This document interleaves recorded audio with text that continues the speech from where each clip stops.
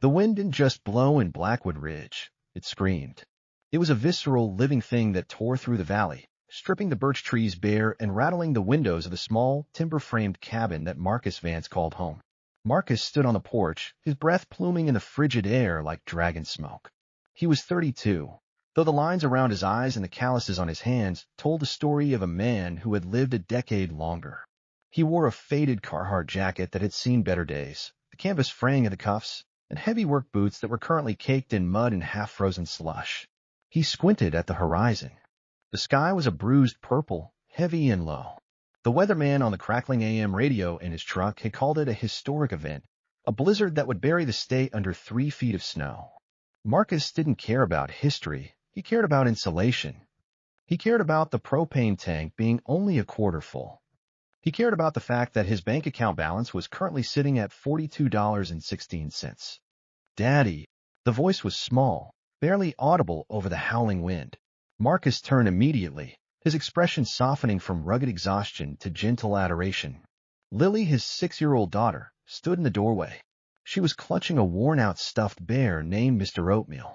She had her mother's eyes, a piercing, intelligent hazel that sometimes made it hard for Marcus to look at her without feeling a phantom ache in his chest. "Hey, Ladybug," Marcus said, stepping inside and muscling the heavy oak door shut against the gale. The silence that followed was sudden and ringing. "You shouldn't be standing by the door. It's drafty. Is the snow coming?" Lily asked, looking up at him. "It's coming," Marcus promised. He knelt to unzip her jacket, his large, rough hands moving with practiced delicacy. "But we're safe. We've got wood for the stove, we've got cans of soup, and we've got Mr. Oatmeal. That's a solid crew." Lily giggled, but the sound was thin. She knew things were tight. Kids always knew. She knew why they didn't buy the brand-name cereal anymore, and why Marcus fixed his own truck instead of taking it to the shop. Marcus walked into the small kitchen. The cabin was clean, but undeniably poor. The linoleum was peeling in the corners, the faucet dripped with a rhythmic plink that Marcus had been meaning to fix for months, and the furniture was a collection of thrift store finds and roadside rescues. But it was warm. He had spent the last 3 weeks chopping seasoned oak, stacking it high against the side of the house. He opened the fridge. A carton of milk, half a loaf of bread, some cheese, and the leftovers of a casserole. It would have to do. "All right," Marcus said, forcing cheer into his voice. "Storm protocol.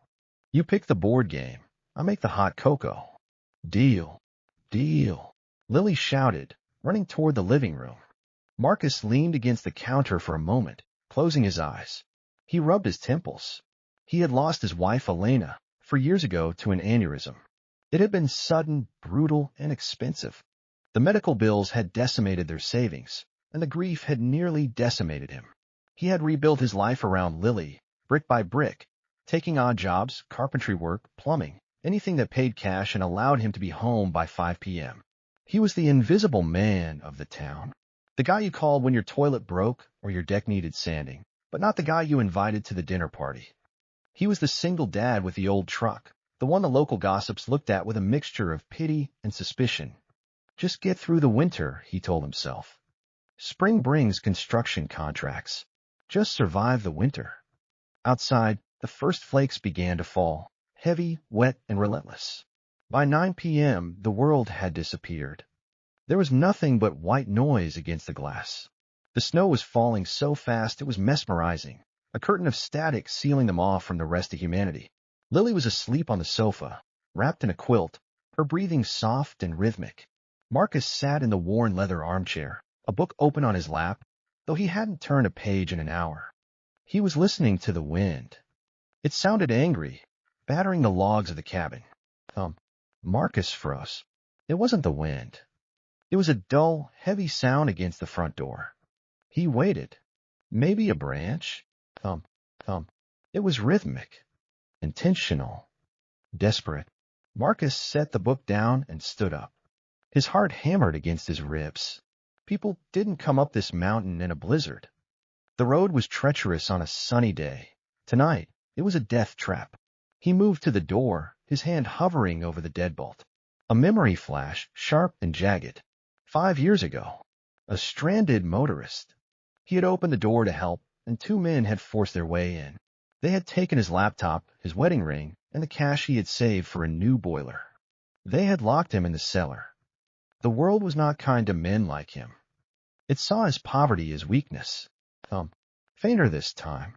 A slide, like a body hitting the wood. Please, a muffled voice cried out. It was barely a whisper swallowed by the gale. It was a woman. Marcus looked back at Lily, sleeping peacefully. The protective instinct warred with a human one. If he opened that door, he invited danger.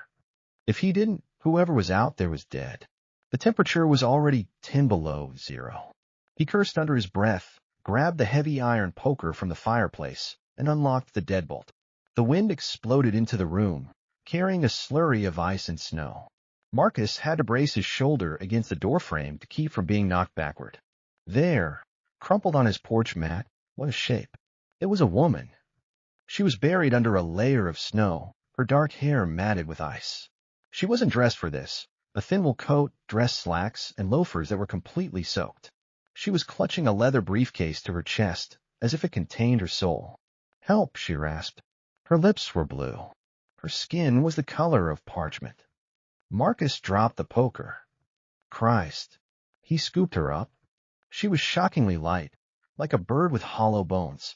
She was shivering so violently that her teeth chattered with a sound like grinding stones. He kicked the door shut, cutting off the roar of the storm, and carried her to the rug in front of the wood stove. You're okay, he said, his voice rough but steady. I got you. He laid her down. She was barely conscious. Her eyes rolled back, showing the whites. Hypothermia. He knew the signs. I need to get these wet clothes off you, Marcus said, trying to sound professional, though his pulse was racing. Can you hear me? I'm going to help you. She didn't answer. Her grip on the briefcase tightened. Marcus worked quickly.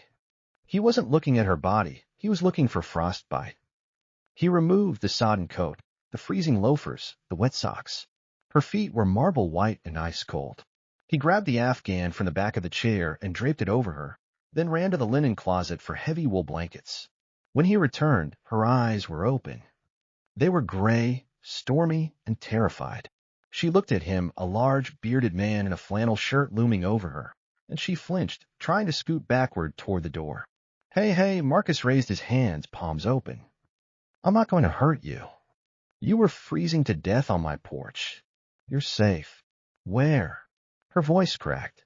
You're in my cabin. Blackwood Ridge. I'm Marcus. She stared at him, her chest heaving. She looked around the room, the peeling wallpaper, the child's toys scattered on the rug, the roaring fire. The presence of the toys seemed to anchor her. A predator wouldn't have a stuffed dinosaur on the floor. I can't stay, she whispered, struggling to sit up. She fell back immediately, exhausted. You're not going anywhere, Marcus said firmly. There's 3 feet of snow out there, and your car is probably in a ditch. You stay or you die. Those are the options. He went to the kitchen and poured hot water from the kettle into a mug, adding a tea bag and a spoonful of honey. He brought it back to her. Drink. Slowly. She took the mug with trembling hands. Marcus watched her. Beneath the exhaustion and the disarray, she was striking.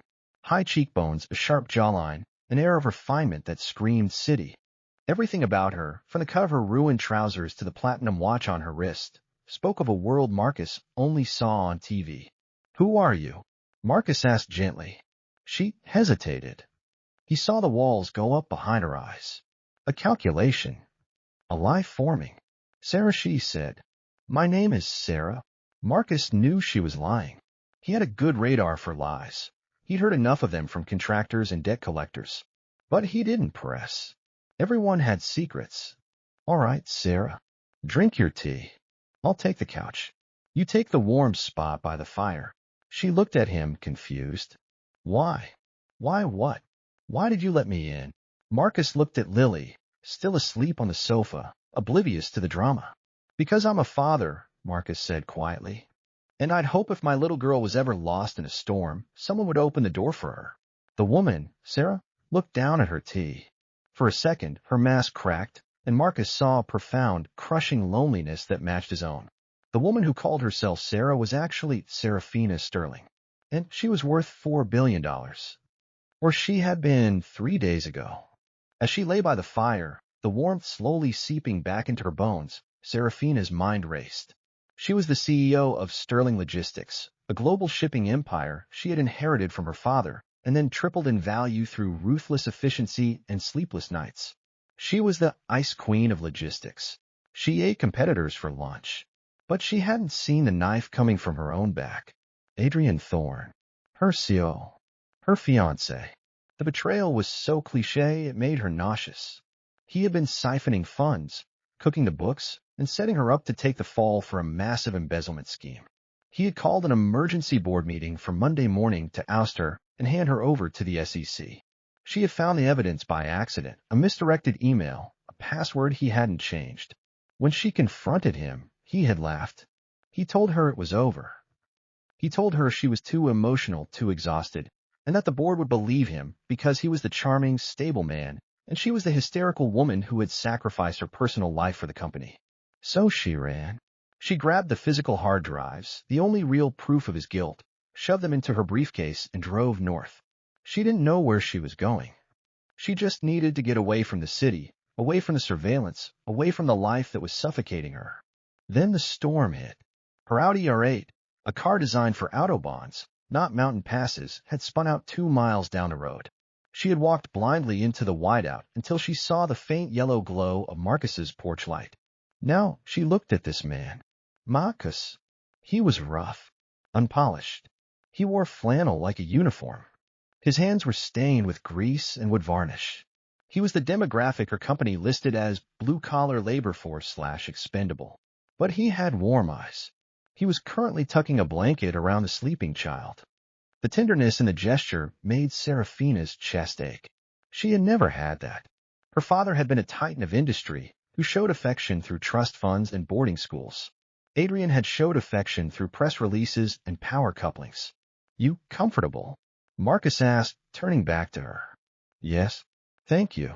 She clutched the briefcase tighter. The hard drives were in there. Her life was in there. I put some dry clothes in the bathroom, Marcus said, pointing to a door. They belong to, oh, they're clean. Sweatpants and a hoodie. Might be big on you. Thank you, she said again. She went to the bathroom. It was small, smelling of pine soap and bleach. She looked in the mirror. She looked like a ghost. The mascara was running down her cheeks. Her hair was a disaster. She changed into the clothes. They smelled of cedar and old detergent. They were huge, swallowing her frame. But they were warm. When she came out, Marcus was making a bed on the floor with some cushions. You don't have to do that, she said. I can sleep on the floor. I'm not making a guest sleep on the floor, Marcus said. Couch is for Lily. Chair is for you. I'm fine here.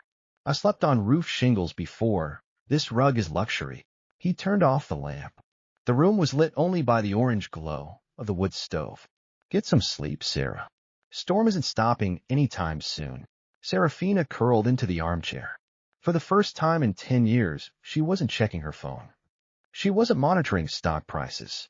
She was just existing. She watched Marcus lying on the rug, his arm thrown over his eyes. A stranger. A poor man. A savior. If he knew who I was, she thought bitterly, he'd probably demand a reward. Or sell my location to the press. She decided to keep the mask on. Here, she wasn't a CEO. She was just a woman lost in the snow. The blizzard lasted for 3 days. For Serafina, it was a surreal fugue state. She was trapped in a wooden box with a stranger and a child, cut off from the empire she ran. The first morning was awkward. Marcus made pancakes. Not the protein powder, gluten-free crepes she was used to, but thick, fluffy buttermilk pancakes drowning in cheap syrup. Eat, Marcus ordered, sliding a plate in front of her. You look like a stiff breeze would knock you over. She ate. It was the best thing she had ever tasted. Lily was the bridge. The 6-year-old was fascinated by the snow princess who had appeared in the night. Do you have a castle? Lily asked, chewing on a piece of bacon. Sort of, Serafina said, thinking of her penthouse in Manhattan. But it's very cold and empty. That's sad, Lily decided. Castles should have dragons and parties. I have dragons, Serafina muttered, thinking of the board of directors. but they aren't the friendly kind. Marcus chuckled from the sink where he was washing dishes. The sound was deep and rumbling. Don't listen to her, Lily. Sarah's just city tired.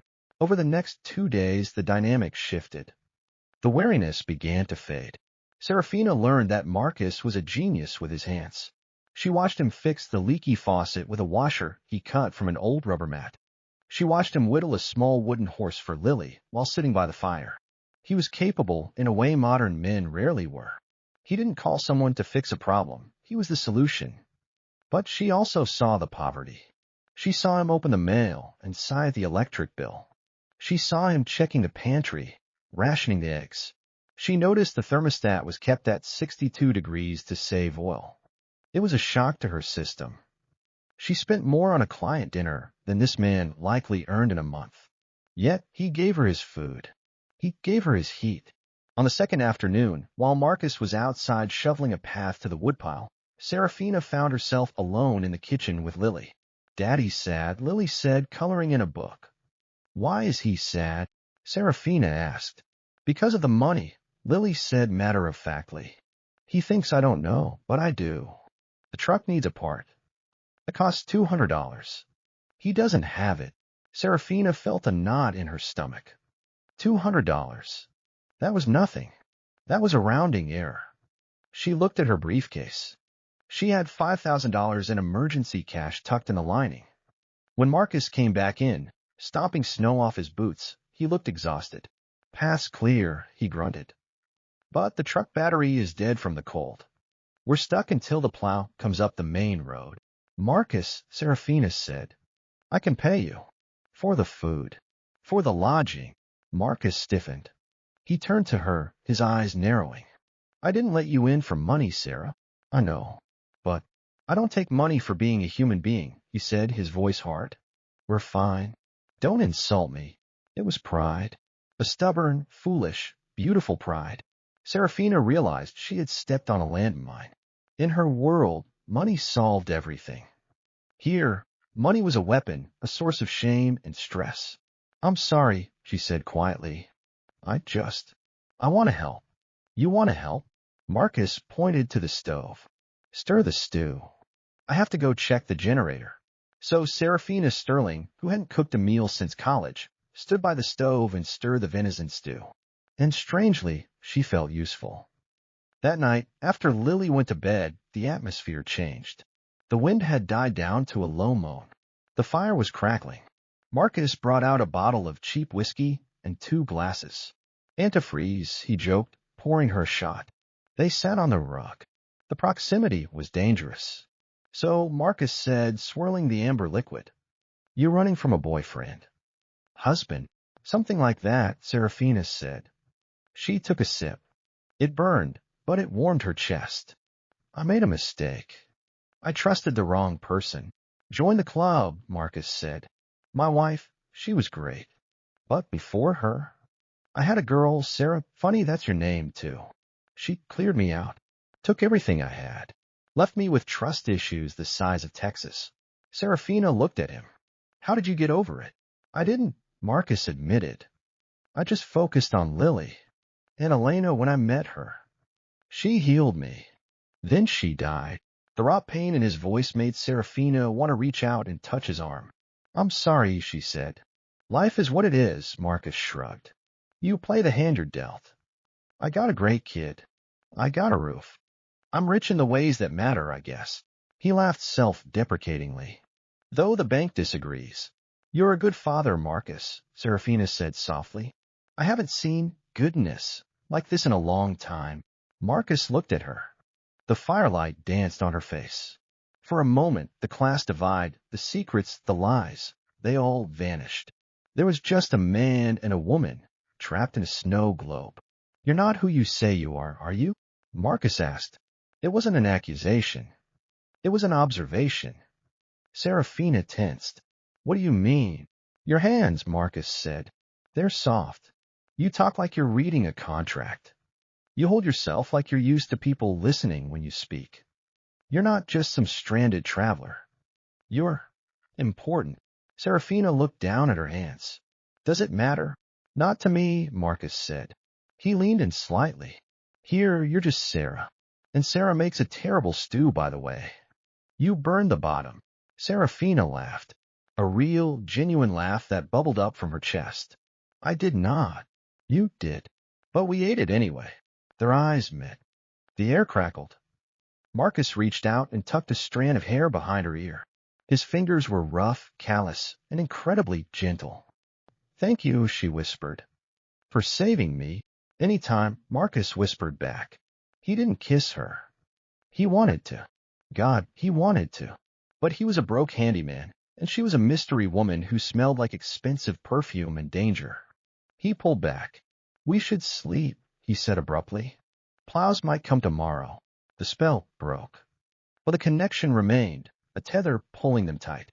The plows came the next morning. The roar of the engines signaled the end of their sanctuary. Marcus went out to talk to the driver. When he came back, his face was grim. Roads are open to the highway, he said. I can jumpstart your car if the tow truck pulls it out. Serafina felt a wave of panic. Going back meant facing Adrian. It meant facing the board. It meant prison if she couldn't prove her innocence. She started. Suddenly, a black SUV pulled into the driveway behind a plow. It wasn't a tow truck. It was a sleek, ominous Cadillac Escalade. Marcus stepped in front of the door. Expecting company, Serafina looked out the window. Her blood ran cold. She recognized the driver. It was one of Adrian's security consultants, a nice term for a hired thug.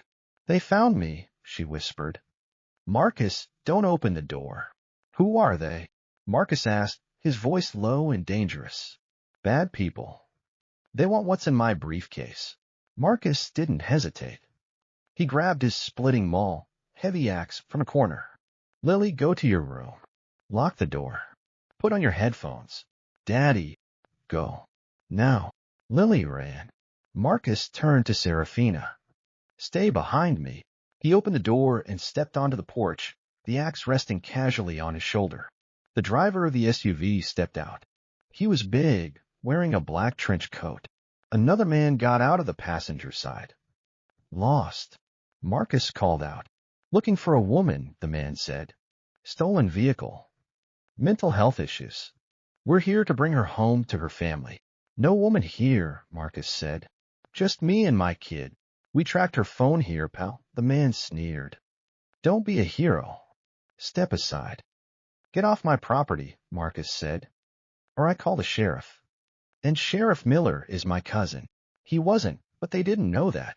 The man reached into his jacket. Marcus tightened his grip on the axe. I said, Marcus roared, his voice booming across the valley, get off my property. The violence in his voice was primal. It was the roar of a bear protecting its cub. The men hesitated.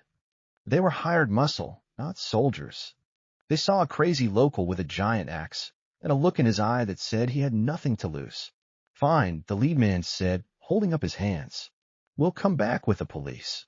They got back in the SUV and back down the driveway. Marcus waited until they were out of sight before he sagged against the doorframe, his hands shaking. Serafina rushed to him. Marcus, are you crazy? They could have had guns. They didn't, Marcus said, breathing hard.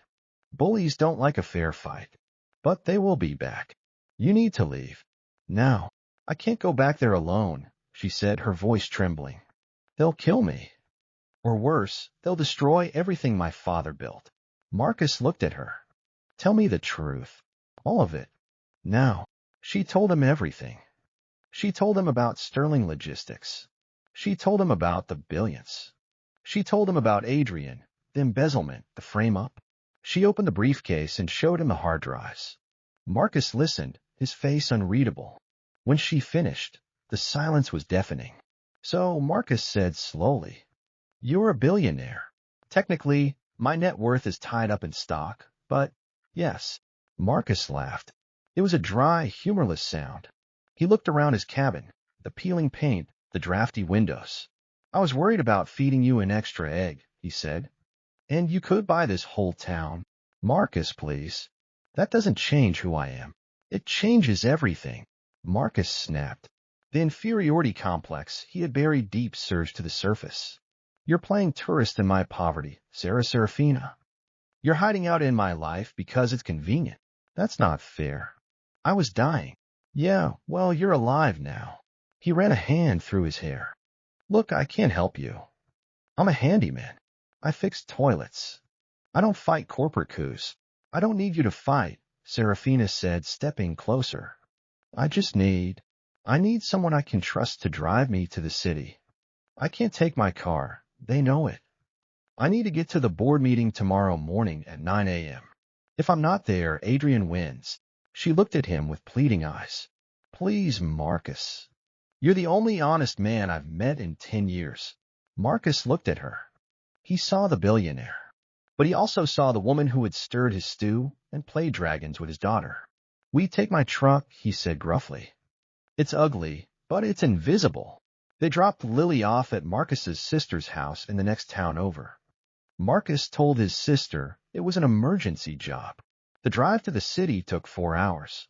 The silence in the cab of the rusty Ford F-150 was thick. Serafina sat in the passenger seat, typing furiously on a burner phone she had bought at a gas station. She was back in CEO mode. Her posture stiffened. Her eyes grew cold. Marcus drove, gripping the steering wheel. He felt her drifting away. The woman in the cabin was fading. The titan of industry was returning. He felt small. He felt foolish for thinking there had been a spark.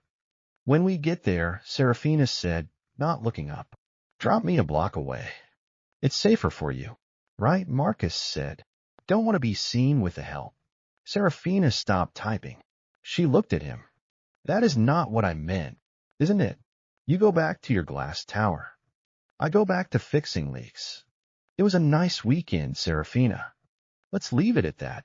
Marcus stopped. She reached out and touched his arm. I am scared to death. I am walking into a lion's den. I don't want you hurt. Marcus glanced at her. I can handle myself. They reached the city at dusk. The skyline glittered like diamonds.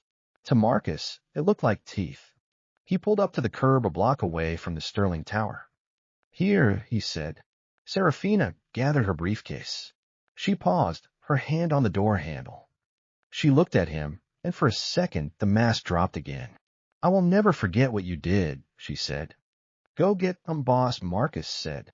She leaned over and kissed him on the cheek. Her lips were soft. Goodbye, Marcus. She slipped out into the night. Marcus watched her walk away, her head held high, disappearing into the crowd. He sat there for a long time. The truck idled, rattling. He should turn around. He should go home. He had Lily to think about. But he thought about the fear in her eyes. He thought about the men in the SUV. Ah, hell, Marcus muttered. He threw the truck into gear. He wasn't going home. Not yet. Monday morning. 9 a.m. The Sterling Logistics boardroom was a masterpiece of intimidation. 40 feet long, mahogany table, floor-to-ceiling windows overlooking the metropolis. 12 board members sat around the table. At the head sat Adrian Thorne. He looked impeccable in a three-piece suit. Ladies and gentlemen, Adrian said, his voice smooth as silk. It is with a heavy heart that I convene this meeting. As you know, Serafina Sterling has been missing for 4 days. During her absence, alarming irregularities have come to light.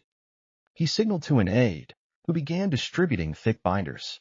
These documents detail a pattern of erratic behavior and financial misappropriation by Ms. Sterling. It appears the pressure of leadership caused a mental break. She has fled, likely to avoid prosecution. The board members murmured. They were old, rich, and easily spooked. I propose, Adrian continued, that we move immediately to remove her as CEO and appoint an interim leadership team to reassure the markets. I am willing to step up in this crisis. Seconded, said a board member in Adrian's pocket. All in favor? Adrian asked, a smug smile playing on his lips. The heavy double doors of the boardroom slammed open. I object. Serafina Sterling stood in the doorway. She wasn't wearing a power suit. She was wearing a pair of dark slacks and a simple blouse she had bought at a Target on the way into town. She looked tired. She looked fierce. Serafina, Adrian stood up, feigning concern. My God, you're alive. We were so worried. Please sit down. We have doctors on standby. Cut the crap, Adrian, Serafina said, walking into the room. She's unstable, Adrian said to the board. Look at her. She's been wandering the streets. I haven't been wandering, Serafina said, tossing her briefcase onto the mahogany table. It slid down the length and stopped right in front of Adrian. I've been gathering evidence. Security, Adrian barked. Remove her. 2 guards stepped forward. If you touch her, a deep voice rumbled from the doorway. You're going to eat those badges. Marcus Vance stepped into the room. He looked wildly out of place. He was wearing his work boots, jeans, and his flannel shirt. He looked like a lumberjack who had wandered into a fashion show. But he filled the doorway. His arms were crossed, and his glare was terrifying. Who is this? A board member gasped. This, Serafina said, a small smile touching her lips, is my security consultant. Marcus walked into the room and stood behind Serafina's chair. He didn't say a word. He just glared at Adrian. The contrast was stark. Adrian the polished snake, Marcus the immovable rock. This is ridiculous, Adrian sputtered. Serafina, you're fired. Get out. Open the briefcase, Adrian, Serafina challenged. No. Open it. Marcus reached over, flipped the latches, and opened the case. He pulled out a stack of papers and the hard drives. These drives, Serafina said, her voice projecting to the back of the room, contain the metadata from the accounting servers. They show that every irregular transfer originated from Adrian's terminal, using his biometric login. They also show the emails he sent to the offshore accounts in the Caymans. The room went silent. They're forged. Adrian screamed. She's hysterical. Also, Serafina continued, pulling out a flash drive. I have a recording. From the night I confronted him. He admits it. He laughs about it. She plugged the drive into the presentation system. Adrian's voice filled the room, clear and arrogant. Nobody cares about the truth, Sarah. They care about stock prices. I'm the hero here. The board members turned to look at Adrian. The temperature in the room dropped 20 degrees. Adrian, the chairman of the board, said slowly, Sit down. It's a deep fake. Adrian yelled. He lunged for the laptop. Marcus moved. Fast. He caught Adrian by the lapels of his $3,000 suit and slammed him back into his chair. It wasn't a fight. It was a grown man handling a toddler. Sit, Marcus growled. Down. Adrian sat. He looked at Marcus, then at Serafina. He crumbled. By noon, Adrian was in handcuffs, escorted out by the FBI. Serafina was reinstated. The stock price actually jumped on the news that the Iron Queen had purged the corruption. She sat in her office alone. It was quiet. The air conditioning hummed. It was the sound of victory. It felt empty. There was a knock on the door. Marcus stood there, holding his baseball cap in his hands. Well, Marcus said. That was something. You stayed, Serafina said. Why? Couldn't let you face the dragons alone, Marcus shrugged. Even if you are the mother of dragons. Serafina stood up and walked around her massive glass desk. She stopped in front of him. Marcus, I want to write you a check. A big one. For the truck, for the trouble, for saving my life. Marcus's face hardened. I told you. Stop, she commanded. It's not charity. It's a debt. And I pay my debts. Take the money, Marcus. Fix your truck. Buy Lily a pony. Fix the roof. Marcus looked at her. He saw the barrier coming back up. The money wall. No, he said. Why are you so stubborn? She cried, frustrated. Because if I take your money, I'm just an employee. I'm just another guy on your payroll. He stepped closer. And I don't want to be your employee. Then what do you want to be? I want to be the guy who knows you like your coffee with honey, not sugar. I want to be the guy who knows you snore when you're exhausted. Serafina froze. I do not snore. Like a chainsaw, Marcus grinned. He reached into his pocket and pulled out a piece of paper. It was a bill. Not for millions. This is an invoice, Marcus said. For 1 week of room and board. Standard rates. $200. And $50 for the gas to get here. Serafina took the paper. She laughed. A tear slid down her cheek. $250, she said. I'm a fair man. Marcus, she said, her voice breaking. I can't leave this. Not yet. I have to clean up this mess. It will take months. I know, Marcus said. You belong here. This is your world. But I'm going back to the ridge, Marcus said. Lily needs me. The cabin needs me. He put his hat on. But, he added, pausing at the door, the snow usually melts by April. The road is clear then, and I make a hell of a burger on the grill. Seraphina smiled. April. April, Marcus nodded. He walked out. Blackwood Ridge thawed.